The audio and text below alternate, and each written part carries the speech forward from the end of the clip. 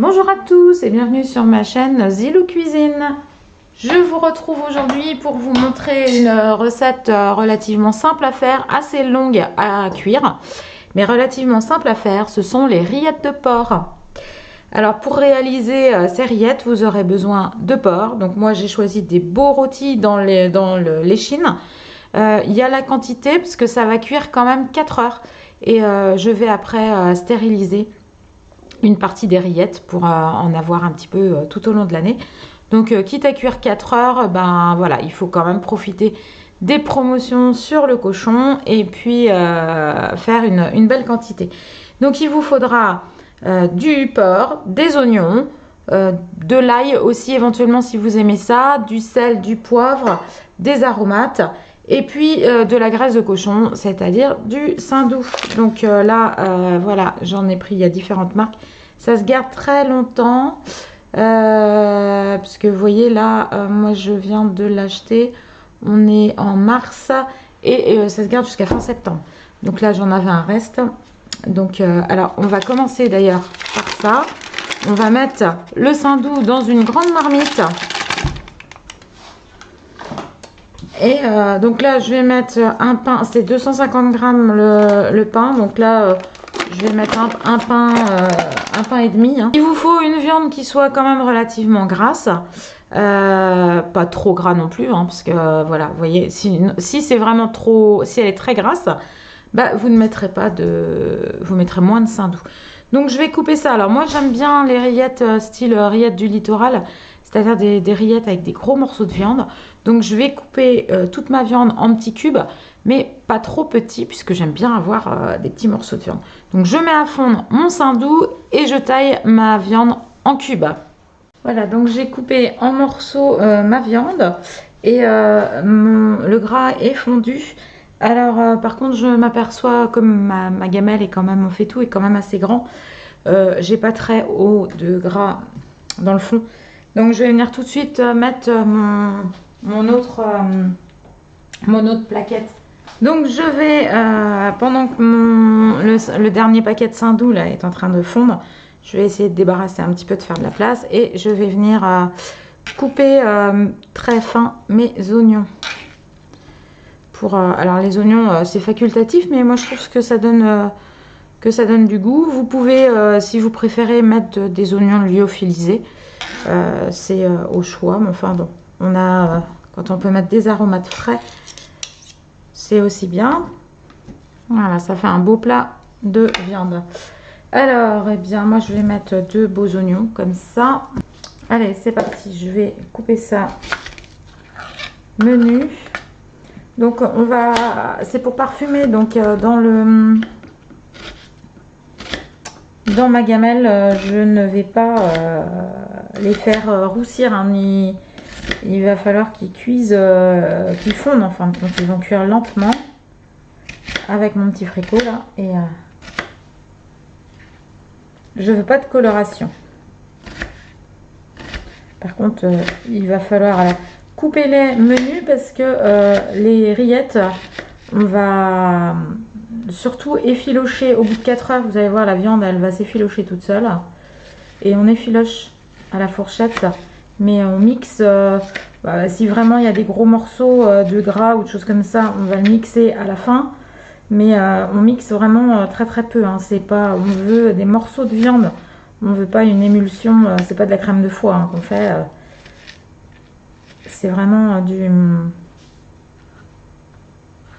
des rillettes texturées.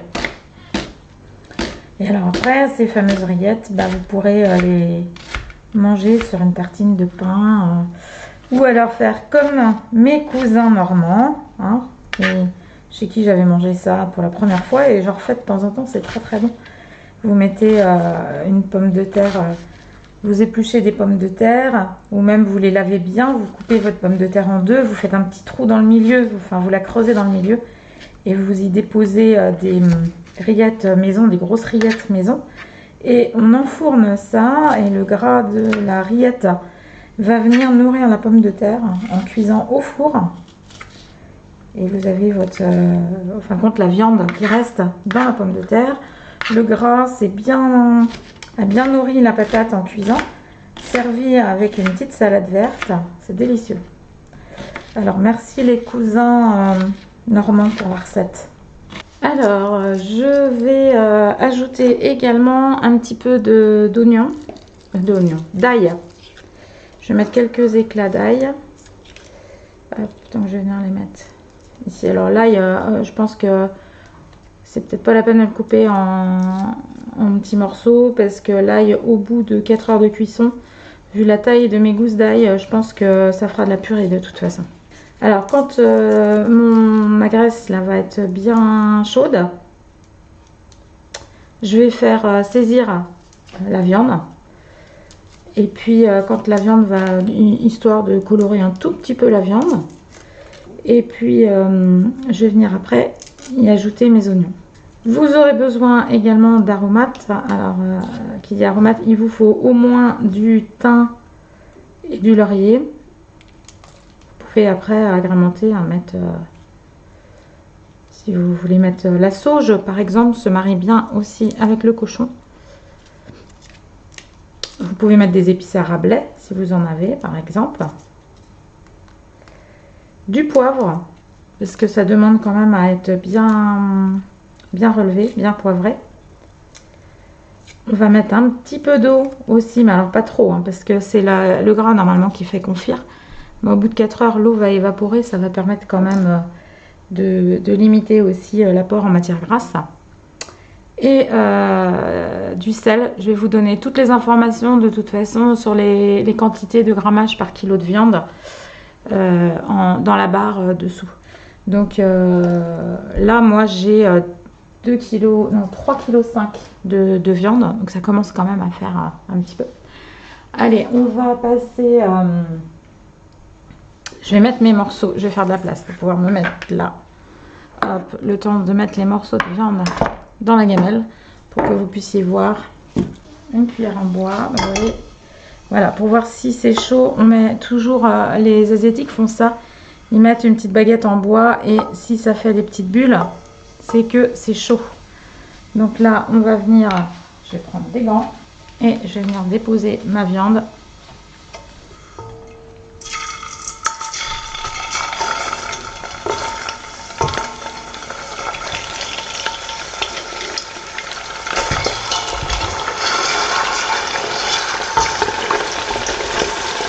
Allez, on va mettre toute la viande et puis je vais remettre sur le feu pour lancer une légère coloration de mes morceaux de viande, mais léger. Et puis dès que ça va être légèrement coloré, eh bien je vais ajouter mes oignons, l'ail et les oignons. Alors pour l'assaisonnement, il vous faudra 18 g de sel par kilo de viande et 1,5 g de poivre par kilo de viande. Vous pourrez mettre aussi 0,5 g d'épices type épices à Rabelais ou voilà, ou un mélange de sauge, de thym, ce que vous souhaitez. Donc là, moi, je vais venir peser. Je mets du sel. Je vais pas utiliser un sel fin, ça sert à rien puisqu'en fin de compte, ça va cuire tellement longtemps.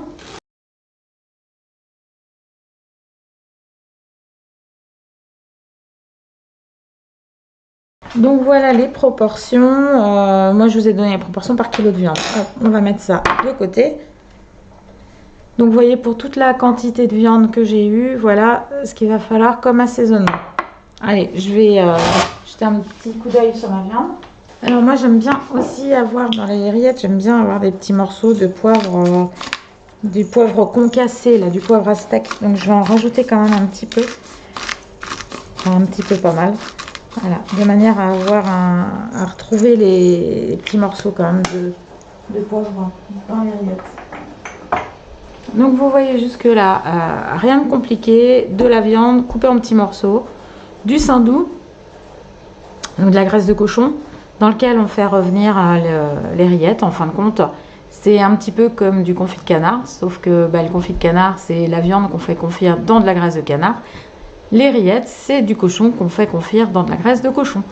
Un petit peu comme pour les riots aussi également. D'ailleurs, si ça vous intéresse, mettez-le moi en commentaire et une fois, je pourrais vous faire des riots pour vous montrer en vidéo comment on fait cette petite spécialité là des rios ou des rillons qui sont des morceaux de poitrine qui sont confits dans la graisse.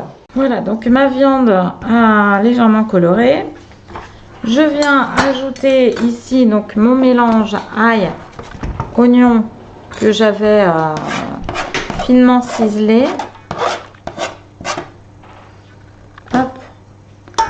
Et on va remettre de toute façon, on va tout remettre à cuire pendant un bon moment. Donc là, je vais mouiller un petit peu parce qu'il faut que faut vraiment quand même que ça baigne dans le jus, il faut que ça cuise. Donc je vais venir aussi mettre là mon petit mélange de sel, de poivre et d'épices. Voilà, et je vais mettre un petit peu d'eau. Donc un petit peu, hein. Vous voyez là j'ai un demi-bol d'eau. Comme ceci. Et alors il va falloir remuer quand même. Parce que la viande en cuisant, le gras de la viande va venir compléter un petit peu là, le niveau. La viande, elle va réduire aussi. Mais il faut quand même que tous mes morceaux de cochon soient vraiment à fleur du niveau de gras. Voilà. Donc s'il n'y a pas assez, vous remettez du saindoux. Il faut quand même qu'il y ait plus de gras que d'eau. Hein. L'eau, c'est un tout petit peu pour alléger. Mais sinon, vous n'aurez pas une bonne conservation si vous mettez trop d'eau. Il ne faut pas que ce soit noyé. Donc, hop, on immerge bien la viande et on va la brasser quand même régulièrement. De manière à ce que tout soit bien dans le gras. Voilà, donc là, je remets ça à couvert sur le feu. Et c'est parti pour 4 heures de cuisson. Alors voici ma viande. Alors là ça a cuit pendant 2h30 à peu près. Et je pense que ça va être assez cuit. Donc on va regarder ensemble.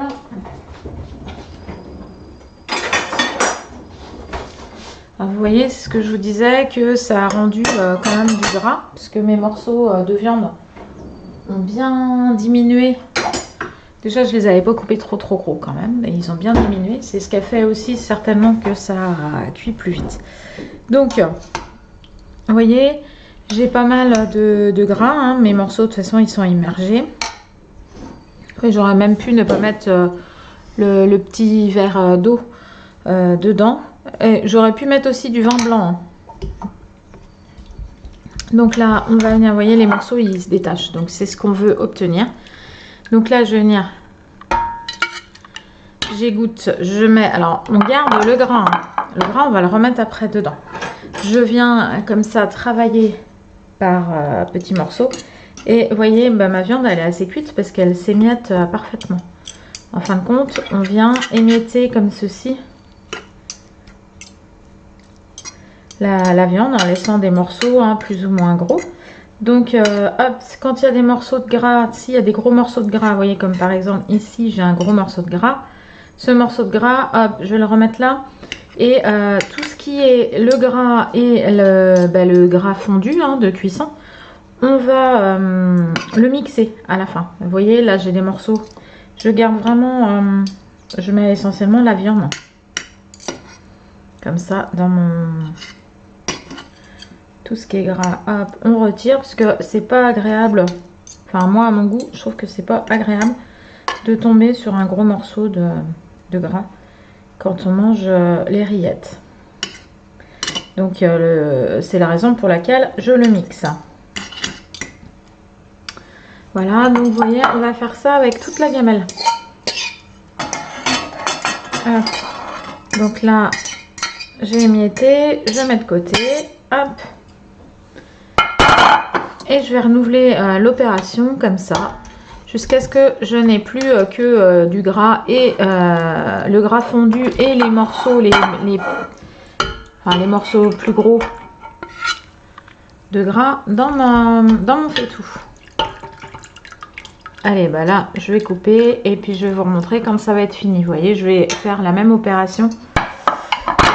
Je vais toujours continuer la même opération que ce que je viens de faire ici. Donc, vous voyez, il faut... donc là, 2h30 de cuisson. Hein, j'étais partie en me disant 4 heures. Puis en fin de compte, en allant brasser, je me suis rendu compte que ma viande, elle s'effilochait. Vous voyez, elle s'écrase toute seule. Hein, elle s'effiloche tout de suite à la cuillère. Donc, bah, ça sert à rien de laisser, de consommer de l'électricité ou du gaz alors qu'on arrive à ce que l'on veut obtenir un peu plus tôt. Allez, voilà. Donc j'ai récupéré toute ma viande là que j'ai bien effilochée. Il me reste, vous voyez dans ma gamelle, le sein doux et le gras de la viande avec voilà, bah, les petits morceaux de gras. Je vais venir, alors si vous avez mis vous du laurier, du thym, du laurier en bouquet, moi je les ai mis en petits morceaux donc je les laisse. Si vous les avez mis en bouquet, il faudra les retirer à ce moment-là avant de mixer. Et je viens ici, donc avec à l'aide de mon mixeur plongeant, je vais venir bah, mixer, je vais vous couper le son, je vais venir mixer tout ça.